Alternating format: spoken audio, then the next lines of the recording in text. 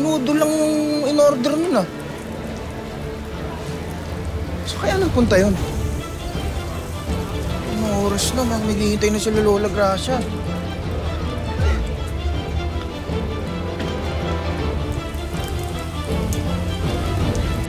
Sir, baka naman pwedeng pag-usapan ito. Huwag niya naman ipasara ang karinderya namin. Ang dami ng daga dito sa tindahan niyo. Paano ba ako magka-leptospirosis si mga kakain dito? Bakit niyo po pinapaiyak si Lola Gracia at si Ate Tete? Mawa naman po kayo.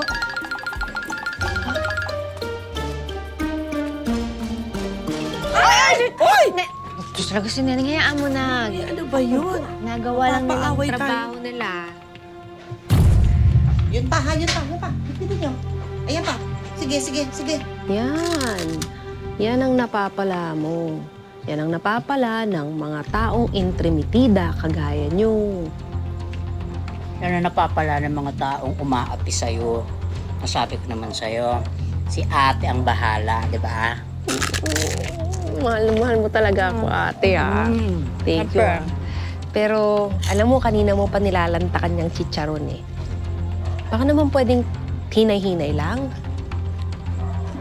Kaya nga, actually kulang ng suka. May suka tayo sa bahay ba? Meron. Uwi ko na to. Tara. Okay. Tete, ang hindi ko maintindihan, bakit tayo nagkaroon ng daga sa karinderya, linis-linis natin? Hindi ba aga-aga ko gumising para na lang maglinis sa loob ng kusina at ikaw, hugas ka ng hugas ng mga pinggan para malinis tayo. Kaya nga, iniisip ko, baka ganito po talaga kapag negosyo ng pagkain, lapitin ng mga peste. Ay, hindi ko matatanggap yan. Imbestigahan natin yan. Oh, paano? Ha? Pag-uusapan na lang namin sa barangay kung ano mangyayari sa tindahan niyo, sige. ha? Okay, let's go, boys! Tara na! Yan talagang babaeng yun. Uy, ano? Uy, quiet Pag-away ka ka pa. lang. Dami na natin problema eh. Ano dyan? Ano na?